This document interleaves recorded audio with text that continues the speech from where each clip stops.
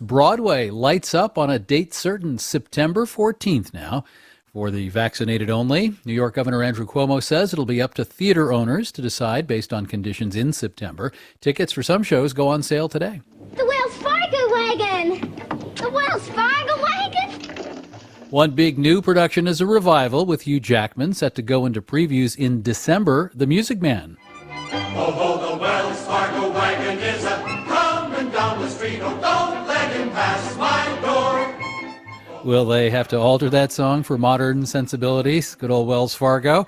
In the show, the townsfolk are all waiting for their package deliveries they ordered from afar. The Wells Fargo wagon is 6 syllables. I suppose the Amazon wagon would fit, kind of.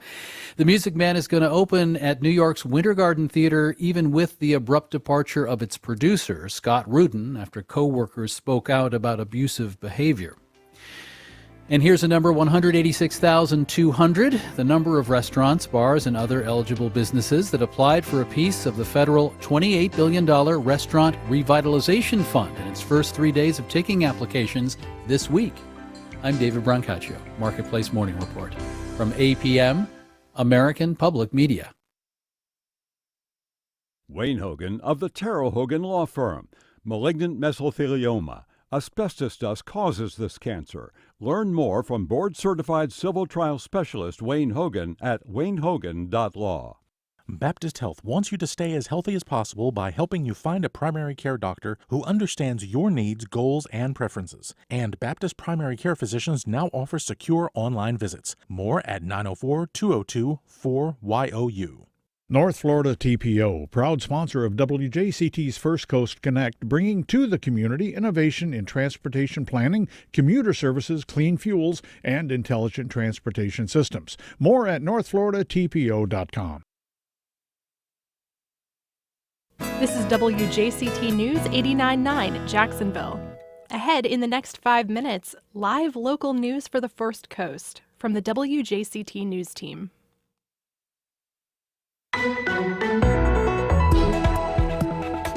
Florida is suspending all emergency COVID-19 mandates. I'm Melissa Ross, and just ahead this hour on First Coast Connect, a closer look at the governor's executive order, which takes effect this summer, and why public health officials say it's premature. That's ahead, then later. I've never been as worried about family and friends in India as I am now. Indian Americans on the First Coast in anguish about the COVID catastrophe in their homeland.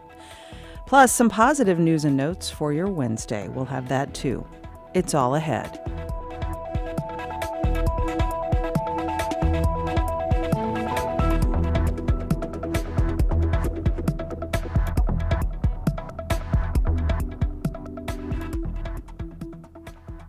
After the day's news.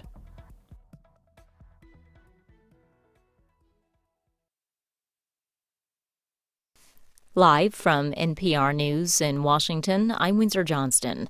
The Biden administration says it supports waiving intellectual property protections for COVID-19 vaccines. NPR's Cindy Lupkin reports that would allow more manufacturers to produce the shots. So this is a proposed waiver of parts of a 1995 global intellectual property agreement through the World Trade Organization.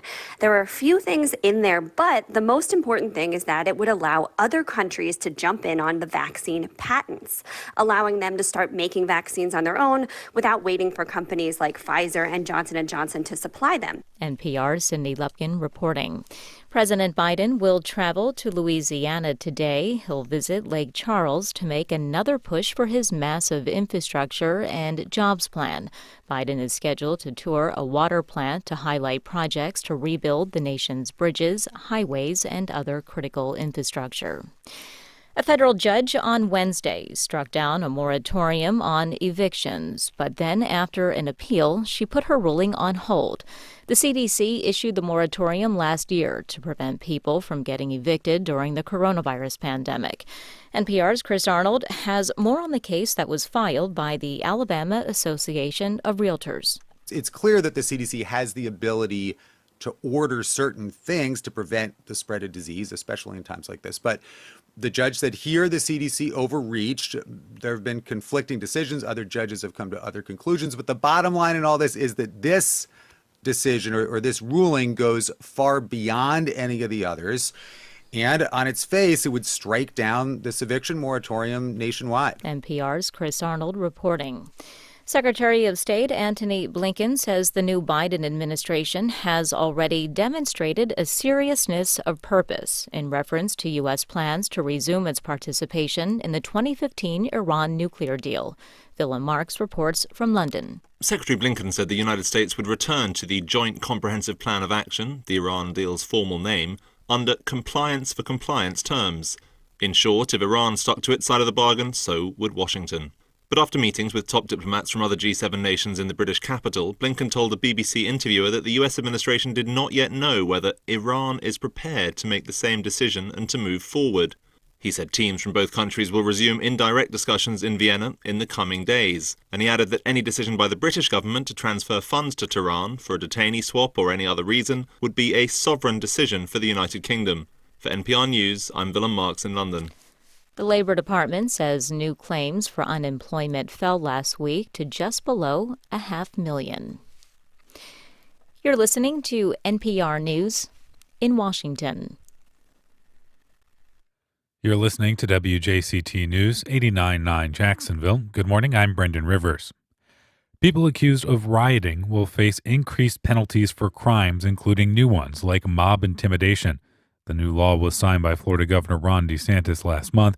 It also creates a process for contesting local government decisions on law enforcement funding. DeSantis notes that provision is a response to calls to, quote, defund the police. We're not going to let local governments defund law enforcement. Now, granted, in Southwest Florida, that's probably not as much of a concern, but that's something that could happen in some of these other enclaves in the state of Florida. By passing this bill and me signing it, that is not going to happen. If a local jurisdiction tries to do that, we're restoring the funding. DeSantis pitched the plan last year following the summer's social justice protests. He raised it again after the January 6th insurrection at the U.S. Capitol. Critics have called the measure racist given its origin, and they're concerned it could violate First Amendment rights to free speech and assembly. The law also gives $1,000 bonuses to all sworn law enforcement, firemen, and EMT personnel.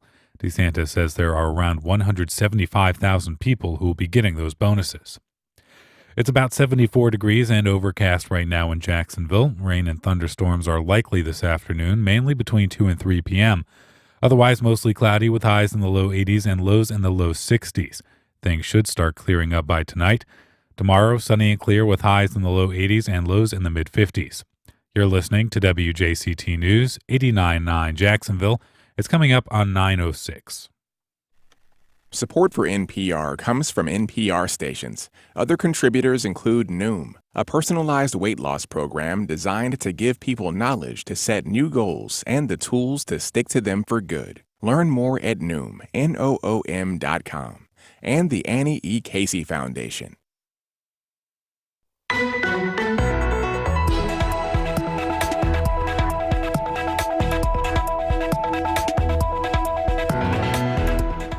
Vaccination rates are slowing, and healthcare workers have a message this week. Go get your shot. Good morning. We're live from Studio 5. I'm Melissa Ross, and this is First Coast Connect. Thanks for listening. Just ahead, why FEMA workers here on the First Coast are racing to get as many shots into arms as they can this month. Give us a call and join us. It's 549-2937. Then later, local immigration expert John Caulfield on what's really going on at the southern border right now. That's later. First, though, the latest numbers on the pandemic here in Florida. About 8.5 million Florida residents have been vaccinated so far. That is not nearly enough to reach herd immunity in the state. This as cases of COVID, hospitalizations, and deaths continue to climb every day. We report those numbers daily. The death toll in Florida from coronavirus now stands at 35,399. At the same time, a new survey shows that the American public's willingness to get a COVID vaccine could be reaching a saturation point. The Kaiser Family Foundation's Vaccine Monitor published a new poll that they took last month showing that only 9% of Americans said they hadn't yet gotten the shot but intended to do so. That means achieving widespread immunity in the U.S. from the virus is going to be a big challenge. That said, there are some people at the FEMA site at Gateway Mall who have a message for everyone. They're here through the end of the month, and they want you to come get vaccinated. Kimber Kipp is External Affairs Site Liaison at the Gateway Vaccination Site, and she's on the line. Kimber, good morning. Good morning, Melissa. How are you? I'm great, thanks. Good to have you back on the show. It's 549-2937 as we talk about the vaccination effort in Jacksonville. Already getting your calls. Send them emails to firstcoastconnect@wjct.org, tweets to @MelissaInJax, and our Facebook page is open. So, Kimber, as I mentioned, a new poll shows that vaccine hesitancy is a real problem among adults. When vaccines become more widely available for kids, a sizable percentage of parents out there say they're hesitant to give their child the vaccine. So as you deal with this issue, vaccine hesitancy, getting the message out that people need to get vaccinated, tell us what's going on at the FEMA site at the Gateway Town Center, what kind of traffic you're seeing there, and what people need to know. Well, you bring up very important points. Here at the Gateway site, we are seeing a slowdown of people coming in. Of course, now we are wrapping things up towards the end of the month. We'll be closing on May 25th. We'll be giving our last shots. And right now we're focusing on the second doses of Pfizer vaccine and the Johnson & Johnson vaccine, which is also available for those 18 years of age and older.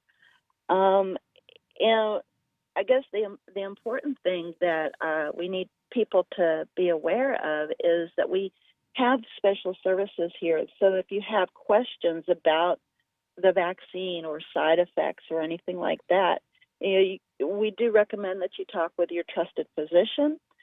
Visit the CDC website at cdc.gov, or you can come in and ask us questions. We have medical staff here that can answer questions. We have pamphlets from the CDC and the FDA, and we're here to put shots in arms, answer questions, and get back to that normal. Sure. We've said this so many times on the program. In populations where there's widespread vaccination rates, cases of COVID, serious cases involving hospitalizations and deaths, they plummet. The numbers absolutely plummet. It is in everyone's best interest to get vaccinated so that we can save lives and end this pandemic. Now, as you said, Kimber, you're offering the second dose of the Pfizer shot at the FEMA site and also the Johnson & Johnson vaccine. What's your message to people who are hesitant to receive that vaccine? Because there were a tiny handful of people who had adverse reactions to the J&J shot. Correct. And I can only say that educating yourself and finding out what you're comfortable with doing by talking to a physician or talking to somebody else that you trust will give you that comfort level. The vaccines on a whole is not going to work unless we all do it. So I recommend people coming in, asking questions, talking to their physicians, looking up information on the CDC website. Yeah, and that information is available at cdc.gov. There's also a lot of misinformation out there. This week, Fox News host Tucker Carlson spread, I think it's fair to say, dangerous disinformation about the safety of the COVID vaccination. And Josh, if you could play that. This is Tucker Carlson this week on Fox News. Between late December of 2020 and last month, a total of 3,362 people apparently died after getting the COVID vaccine in the United States. It's clear that what is happening now, for whatever reason, is not even close to normal. It's not even close to what we see in previous years with previous vaccines. Okay, that's not true. First off, that's simply not true. But this kind of misinformation about the safety of the COVID vaccine is causing fewer people to get vaccinated, which endangers everyone. Kimber. True. Unfortunately, we can't stop all of the misinformation. All we can do is provide guidance to those people who have questions and point them in the right direction of the specialists and the people who know the real authorities on this, which again is the CDC, the FDA, and your local trusted physicians. What is the foot traffic like at the FEMA site? It's very slow. We have. I was able to speak with the state this morning and get the numbers from yesterday, and our attendance yesterday was only 101 vaccinations provided. So we do have the capacity for up to 3,000 Johnson & Johnson vaccines per day here at this site, and along with the scheduled second doses of Pfizer. So we're not even close to hitting our capacity level here, and that's why we're trying to get the message out and urging folks to come in, and ask their questions and feel that comfort level to come in and either speak with us or get the vaccine. Whatever we can do to help, we're here to do. Sure. The Biden administration has announced it's pivoting away from mass vaccination sites at the end of this month, like the FEMA site at Gateway. They're going to be doing other things like refrigerated vans, community health clinics, even door-to-door campaigns in more rural communities. The national case numbers for COVID have declined over the last 2 weeks. The president wants to get us back to something approaching normal by July 4th. Here's another number for you. Fewer than 1.1 million Americans are receiving a first dose of vaccine each day. That's the lowest average since the end of February. But this slowdown means it will take that much longer to reach a level of protection from the virus that will allow a return for normal life for everyone. So as we talk with the FEMA folks in Jacksonville, what are your questions? Let us know. Have you been vaccinated? Are you hesitant? 549-2937. Eric is in Arlington. Hi, Eric. Good morning. Morning, Melissa. How are you this morning? I'm great, thanks. How are you? I'm doing fine, thank you. I just I don't understand why the young lady you're having a conversation with now just said that they're going to close the site at Gateway at the end of May. That's where I got both my vaccinations, and I have to say it was very efficient and went very quickly. I was a little bit sore in my arm that night and had a little bit of flu-like symptoms the next day, but now I'm protected. It was very efficient, and I would recommend to anybody that needs a vaccine to go out there. But here's the thing that really bothers me, is why isn't Governor DeSantis, instead of throwing these hissy fits in all these press conferences where he is chiding people for not going back to work at restaurants and bars, chiding people for working from home, making a point to reward the police and throw in his own misinformation about how trailers of bricks were set up for Black Lives Matter protests across the country so that protesters can throw bricks at cops. Why isn't he having press conferences to say, hey, listen, it's really important that everyone get vaccinated. We're going to close these mass sites at the end of May. And if we have to do all these door-to-door things and these mobile refrigerated trucks, it's going to cost more money. So let's everybody pull together and let's go get vaccinated and be done with this thing. Instead, every day he's having these press conferences, which are blatantly political and hostile and I think petulant. And I just wondered what your take is on that. Okay, Eric, thank you. I know as a spokesperson at the federal level, Kimber, you're probably quite limited in what you can say about how you've worked with state officials here in Florida. But what about Eric's comment? Eric, thank you so much for the compliment on our site. You know, we do have a fantastic site here. It's extremely efficient. We've had nothing but good reviews. I cannot speak to the governor's comments.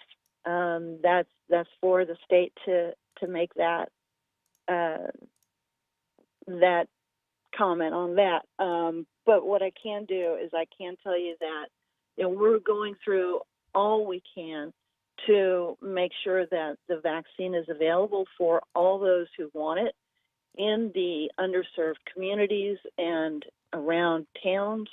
For instance, tomorrow we have a mobile vaccination site that's going to be out at the Deer Meadows Baptist Church from 9 a.m. to 6 p.m.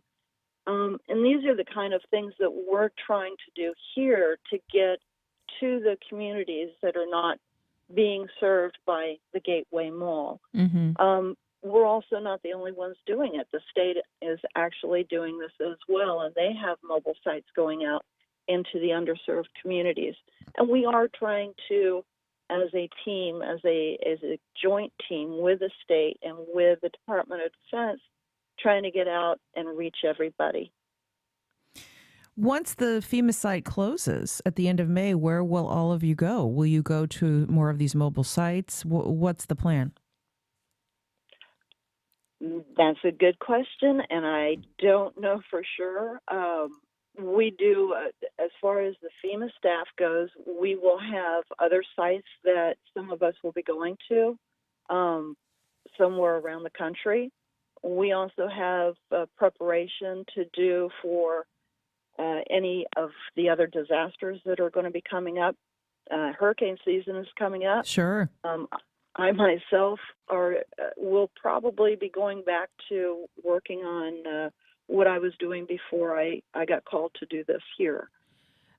Here's a question, too, from a listener, Kimber. Will the FEMA folks be vaccinating children aged 12 to 15 once that's given the green light? As far as I've been told, no, this site will not be offering that service. Thanks for that. And lots of calls as we speak this morning about the vaccination effort at the FEMA site at Jacksonville's Gateway Mall. If you're just tuning in, they're going to close up those tents at the end of the month. Until then, their message is, come on out and be vaccinated. No appointment necessary. We're speaking with Kimber Kipp, the External Affairs Liaison at the Gateway site for FEMA, and the number to join us is 549-2937. Lynn is on the south side. Hi, Lynn. Lynn. Hey, Lynn. Lynn, you're on the air. Yeah. Go ahead.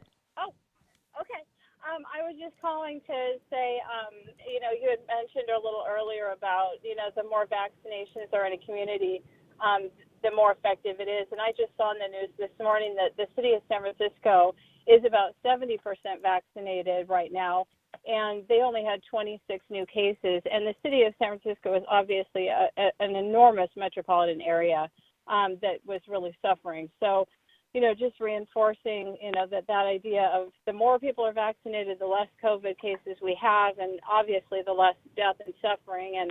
And also thank the sites that are open and running in Jacksonville for the work that they've been doing. Our whole family's been vaccinated, from my husband and I all the way down to our 4 children, the youngest being 17. And it's just wonderful that we've had such accessibility and ease. And, the work that everyone's doing is really appreciated by so many of us that live here in this community. Oh, Lynn, that's great. Kimber, what about that? There is data to show that fully vaccinated adults are 94% less likely to be hospitalized with COVID-19 than their peers. That's adults 65 or older, and the numbers track closely with younger adults. This is just something we can't say enough times. Fully vaccinated adults are incredibly less likely to get sick or die from COVID-19. It's as simple as that. Correct. That's exactly what the CDC and all of the physicians through the FDA are saying. Stacy in Atlantic Beach. Hi, Stacy. Hey there. Love this show. Always great. Thank you so much. As well as the guests. Wanted to know, my sister will be visiting from out of town, and it's from a state where there's a lot of restrictions. Is she able to come and get the Johnson & Johnson single shot? Thank you for that, Stacy. It's a walk-up opportunity, Kimber. Can anyone come, whether or not they're a Florida resident? We are open to anyone who comes in. There's no appointments necessary. We are asking that it is just 18 years of age and older for the Johnson & Johnson vaccine. And if you are here to provide a service or to serve goods or anything like that, you are more than welcome to come in.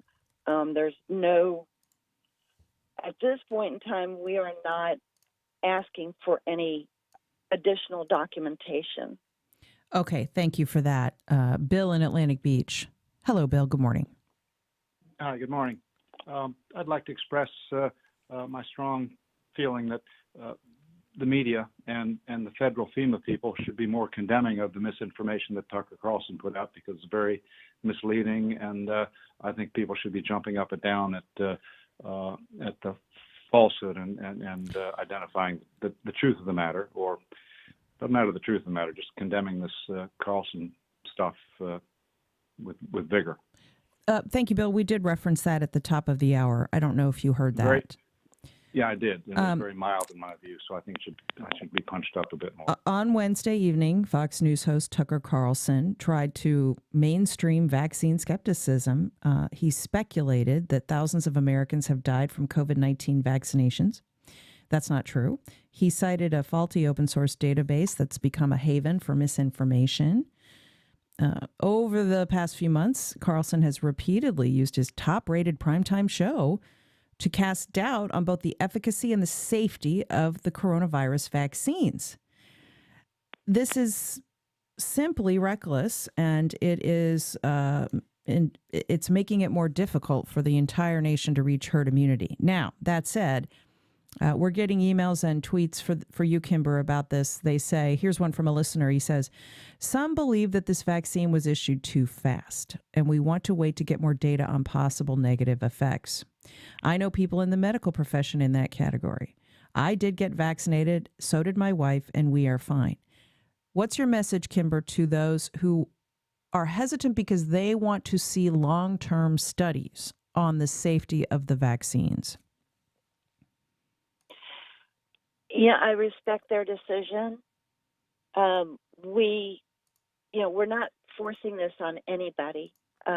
We are here to support those who want to be vaccinated. We're supporting the state in their efforts to get everyone vaccinated who wants a vaccine. Again, we're not pushing this on anybody. We're not forcing anybody to get the vaccine. We want everybody to be comfortable with their decision. One more I myself have. Yeah. You yourself have been vaccinated. I have. Very little side effects, and I did take the 2-dose Pfizer. I got the 2-dose Moderna. Let's take one more call. Jimmy on Fleming Island. Go ahead, Jimmy.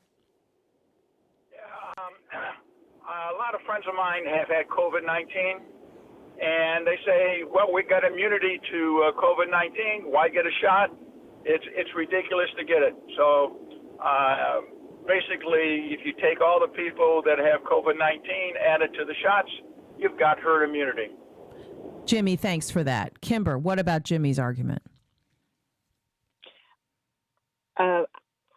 That's something for the CDC to address. I don't have that information or knowledge. Okay. Should you get vaccinated? I'll Google this. If you've already had COVID-19. Let me check. Let's see what the CDC says. They recommend that you get vaccinated anyway, even if you've had the virus. And Jimmy, I know that's probably not going to convince you. Here is a message from the Cleveland Clinic. They also recommend getting vaccinated if you've had COVID-19 because a small number of people can get it a second time. And she says it's important to build up your immune system in case in case you become susceptible again. They don't know how long your immunity will last after you've had a natural COVID-19 infection, is what infectious disease experts are saying. So I hope that answers your question, Jimmy. And I want to thank you so much, Kimber Kipp at the FEMA site at Gateway. They are open through the end of the month. Go get your vaccine there or wherever is convenient. Kimber, thanks so much. Well, thank you, Melissa. I appreciate it. And later in the hour, a tour of Riverside Avondale's Glorious Gardens is coming up this weekend, how you can be part of it. But up next. Mexicans constitute the largest group of immigrants to the United States traditionally. First Coast immigration expert and former State Department official John Caulfield on what's really going on at the border. We'll be right back.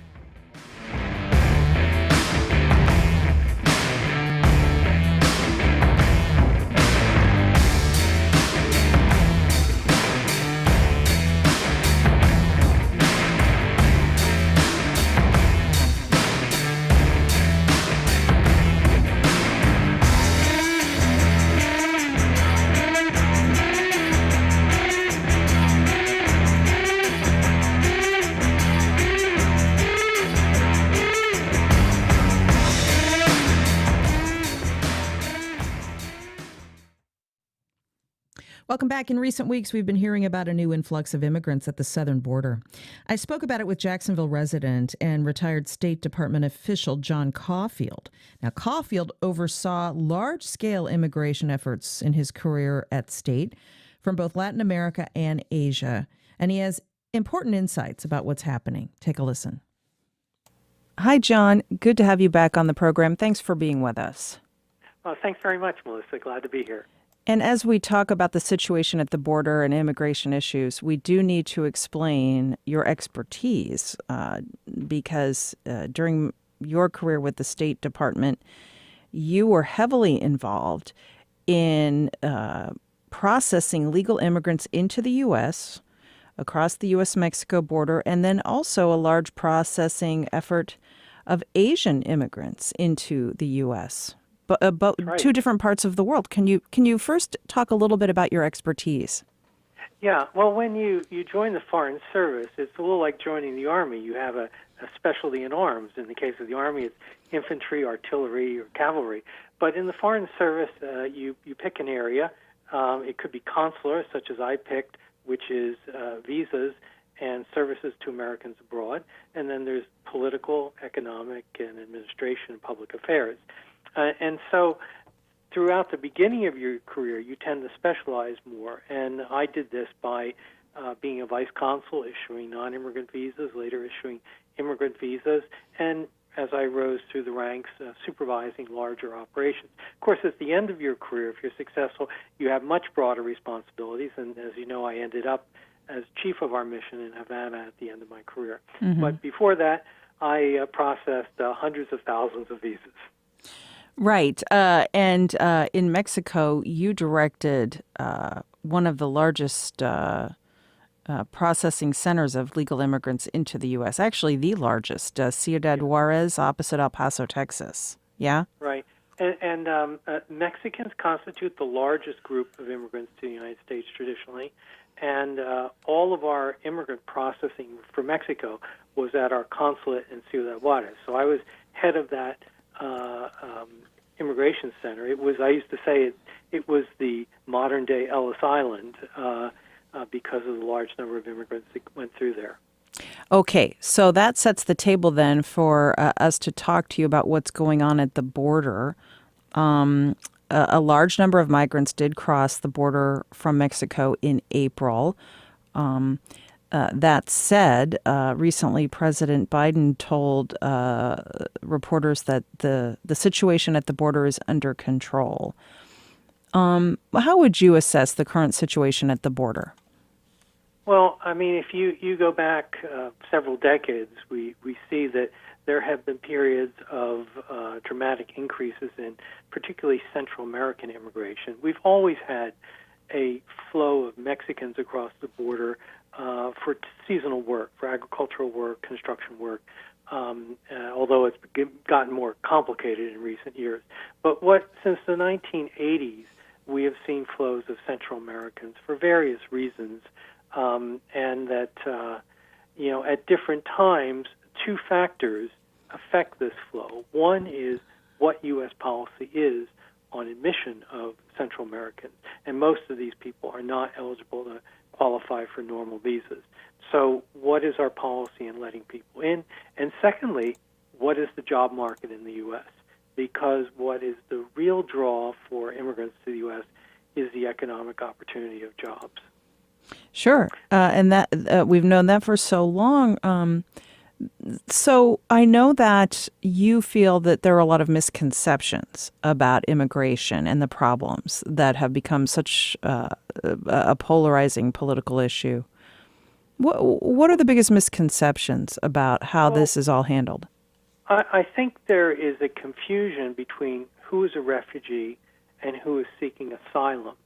And it's actually the same law applies, but refugees are people who have been dislocated from their home countries, but are overseas, but are outside the United States.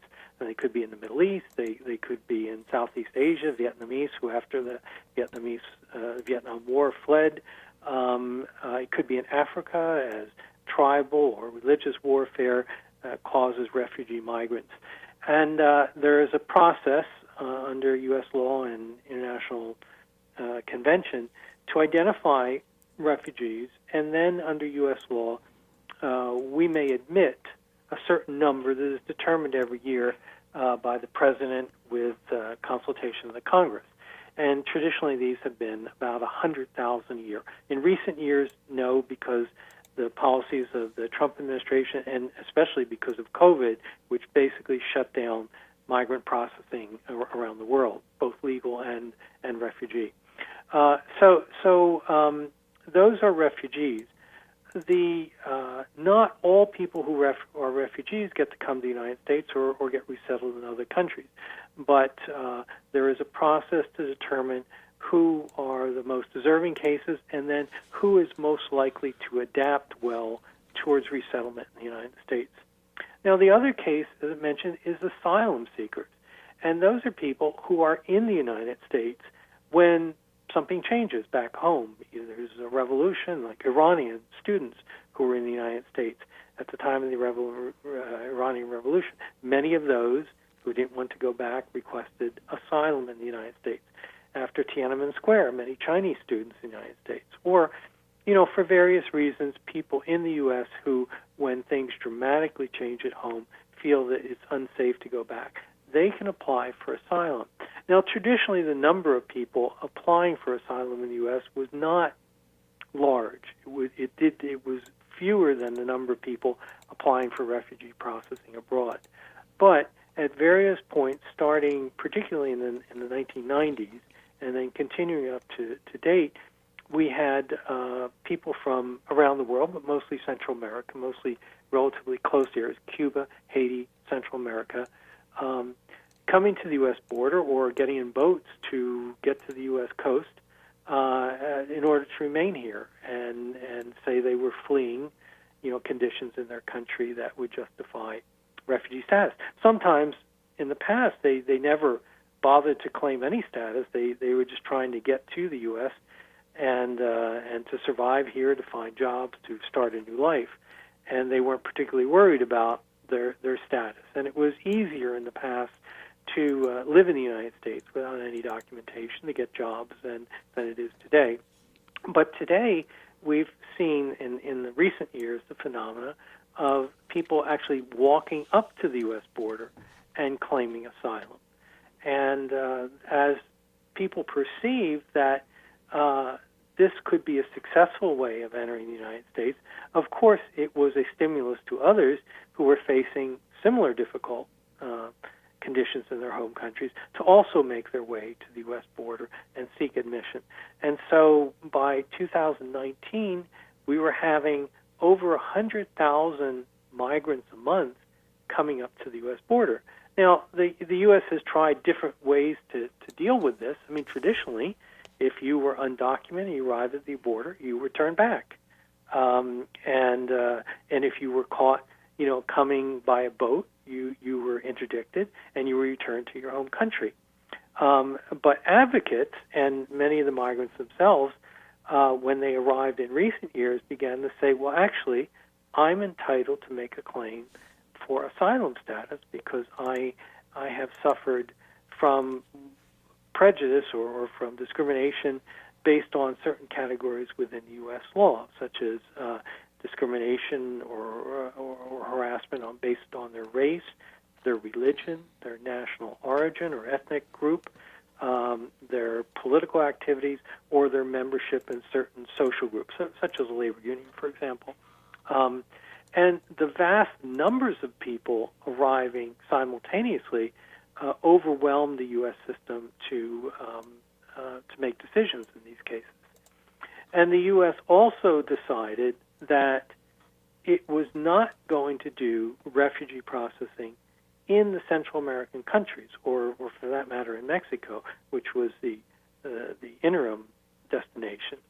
So this left the entire load of people arriving at the border. And of course, their cases could not be decided initially, and this led to ultimately the decision by the U.S. government under the previous administration and by the courts mandated this, that people simply had to be released until their cases could be adjudicated. Mm-hmm. And there was no short-term prospect, and over 1 million people entered in late 2018 through 2019 in this situation. The change happened with COVID. When the COVID infection started, the Trump administration used different public health laws, to basically ban the entry of people who were considered to be a public health risk. And this decision essentially shut off the flow, because back home, people realized that, hey, I'm not going to be admitted. I'm going to be stuck, somewhere along the route. I might as well stay where I am in Central America. Now, with the change in administration, there was the perception in Central America, maybe this administration will be more sympathetic.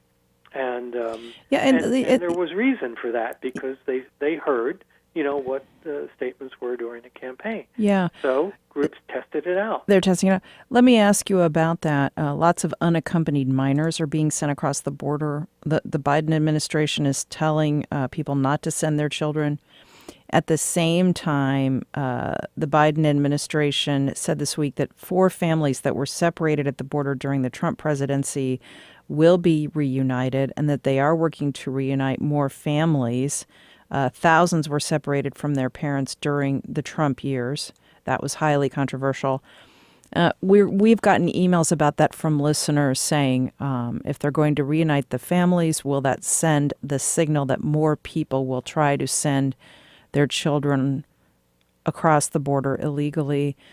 What are your thoughts about how the Biden administration is handling this, and how it differs from what the Trump administration did? Well, the first challenge that the Biden administration faced was all of a sudden there were more people, coming, trying out, and the Biden administration turned people away. I mean, they refused to admit these people. They returned them to Mexico. And if there were families, they returned the whole family. But then families started sending their kids over, or relatives started sending kids north to join parents that were already in the United States who had come in the previous wave. And so confronted with minors without parents, without relatives, unaccompanied minors, as a humanitarian gesture, the administration decided, well, okay, we will admit these people and try to sort out what their case is. It's too dangerous just to send a child alone back to northern Mexico. Well, and I appreciate the humanitarian gesture, but also this was a signal to people that if you can't get your kids to the U.S. legally, then if you send them to the border, they will be admitted, and there's the hope that they'll be reunited with their relatives living in the United States. So we saw a big increase in unaccompanied minors as a result. Now, the vast majority of these children are coming to join people, parents, already in the United States, parents or other close relatives. And very often, people who entered just a year or so or 2 years ago in the previous wave. Then the administration was faced by the fact that Mexico said, hey, we're not taking back families with large numbers of children if we do not have facilities in Mexico to take care of them. So at many spots along the border, families with children were stuck in the U.S. because Mexico wouldn't take them back. That was retired State Department official, Jacksonville's John Caulfield. Okay, it's International Compost Awareness Week. Tiffany Bess, who owns Apple Rabbit Compost, is on the line to tell us how we can all get into composting. Hey, Tiffany, good morning. Hey, hello. Good morning. Thank you so much for having me on. Great to have you. So let's talk about International Compost Awareness Week. Let's explain what composting is for people who don't know what you do. Yeah, of course. So composting is a biological chemical process. It transforms organic, as in once living materials like leaves or food scraps, into a miracle soil amendment called compost or black gold. Yeah. This process is kind of like following a recipe. It has 4 ingredients: carbon, nitrogen, oxygen, water. You act as the sous chef, assisting the true chef of the compost pile, the microorganisms. And your role is to just kind of make sure there's a proper balance of those 4 ingredients so that those microorganisms are able to do their job of breaking down that organic material. Right. Now, a lot of people compost at home. They do it themselves. But what you do is take the work out of it for people. Tell us about Apple Rabbit. Yeah, so Apple Rabbit makes it easy for people who want to compost but don't want to do the work themselves. They don't have the time, they don't have the space, they just don't have the desire to do it themselves. So we provide a couple subscription services. We can pick up from your house if you live in the 32202 through 07 area codes. We provide you with a bucket.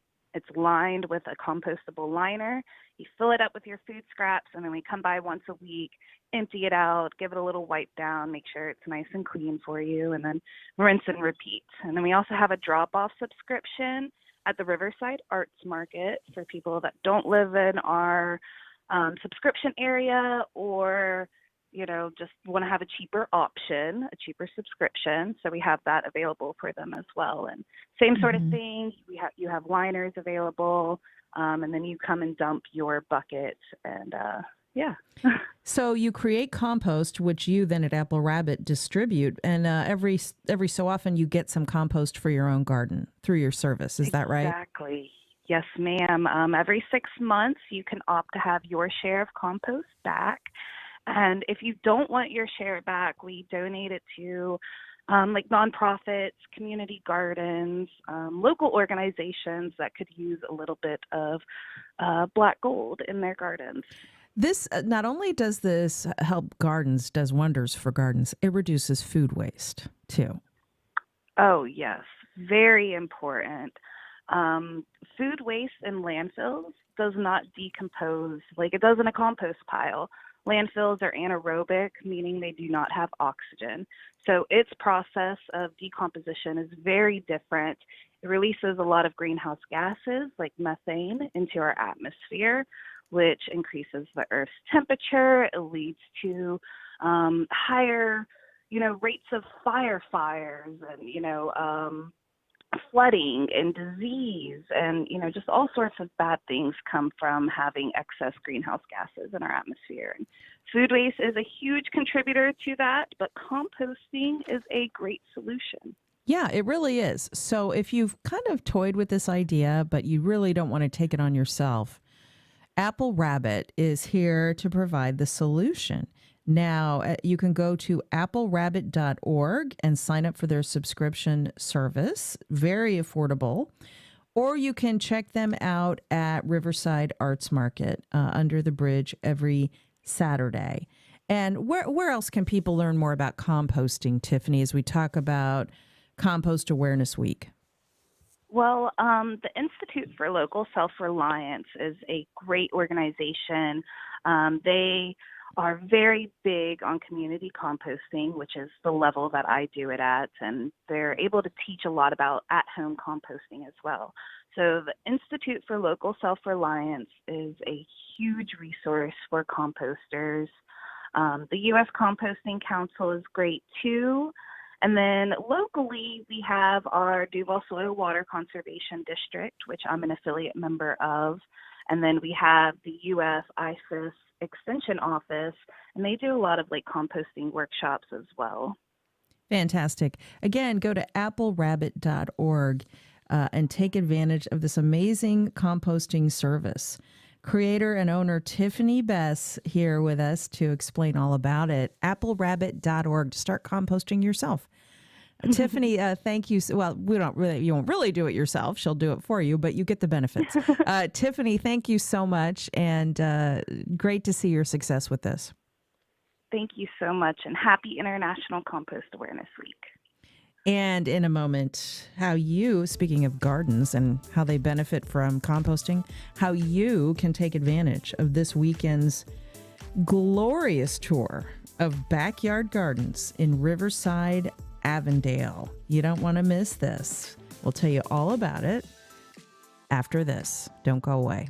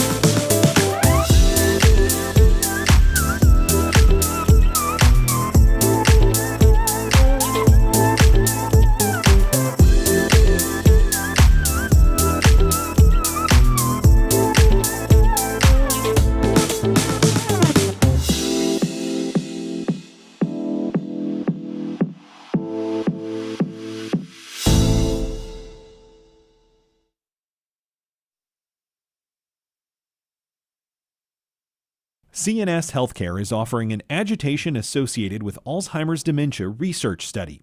Has Alzheimer's changed your loved one? Have they shown verbal or physical symptoms of agitation? Learn more at 904-281-5757. Congaree & Penn, dedicated to agriculture and culinary endeavors, offering field-to-fork dining and outdoor experiences on over 300 acres. Sip, dine, explore. Information at congareeandpenn.com. Love British drama? Now get unlimited access to thousands of the very best award-winning British dramas, including a British true crime collection featuring hits A Confession, Honor, and even more chilling crime. Plus, get access to your favorite PBS programs like Flesh and Blood and The Long Song through Jack's PBS Passport Plus. Available from any device. Go to jacksbundle.com and activate today. On the next Fresh Air, how a promised land to generations of Black families became a community of lost lives. We talk with Linda Villarosa about her New York Times Magazine article titled Black Lives Are Shorter in Chicago. My Family History Shows Why. She covers the intersection of health and medicine and social justice. Join us. Today at noon on WJCT News 89.9. America's new Attorney General says he needs more resources to fight domestic terrorism, and it's a battle he's not fighting alone. Medieval historians are also on the front lines. They're pushing back against neo-Nazis who've hijacked their field to paint a world that's at best a total fantasy. Myths, White Men, and the Middle Ages. Next time on 1A. Today, starting at 10 on WJCT News 89.9.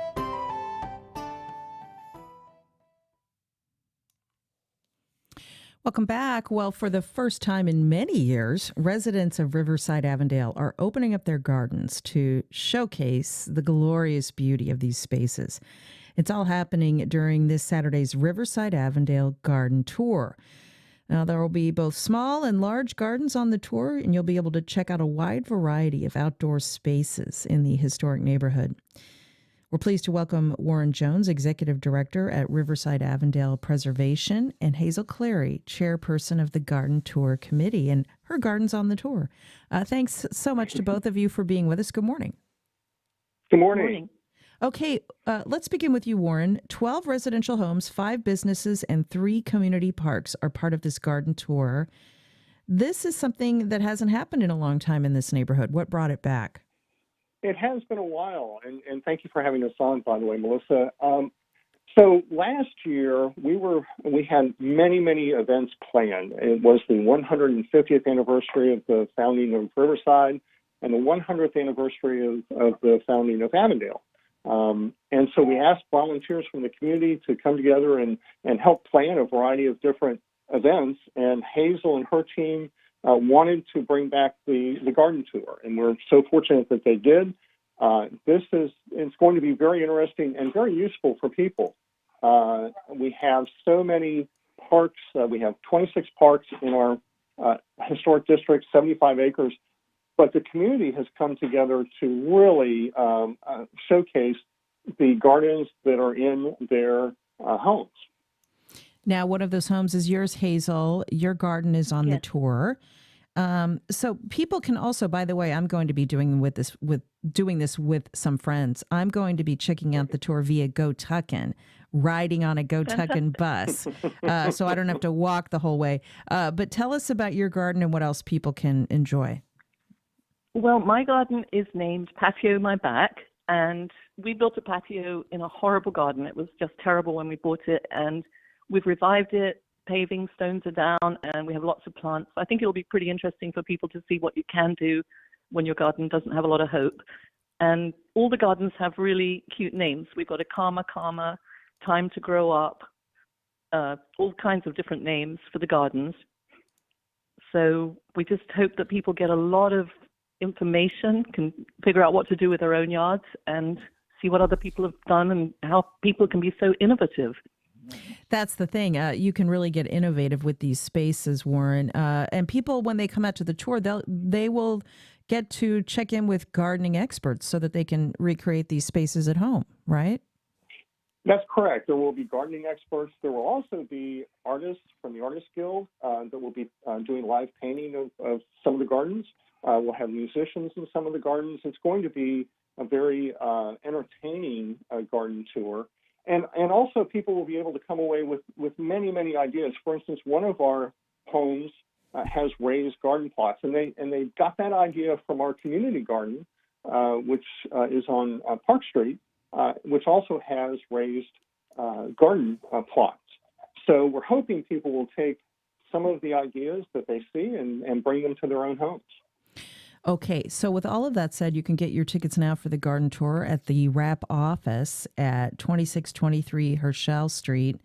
You don't even have to get out of your car to get your tickets and your garden map there. You can get tickets at the Riverside Arts Market this Saturday. Is that right? You can get them there too? That's correct. Okay. That's correct. And when you come out to the garden tour, you can ride on the GoTuckin bus, which I'm going to be doing with some friends. I'm excited about that. It'll be my first time on the GoTuckin. You can rent bikes from ZenCog on Stockton Street.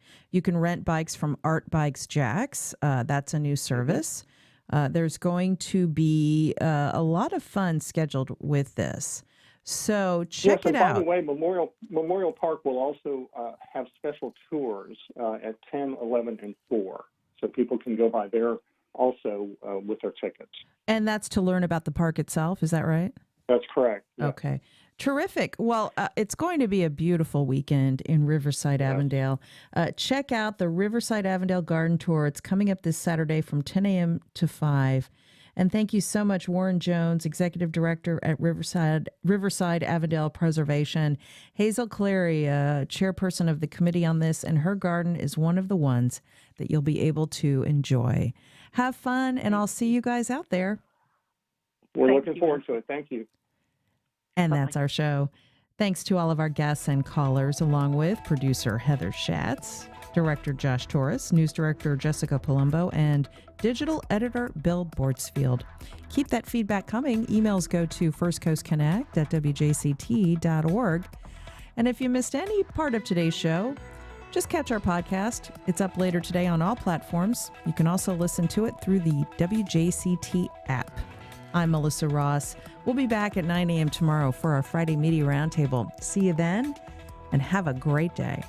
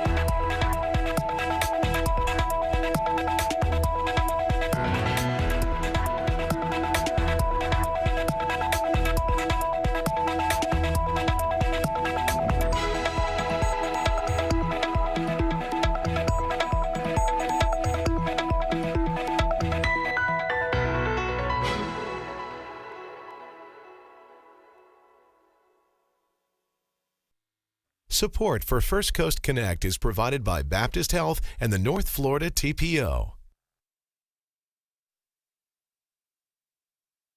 North Florida TPO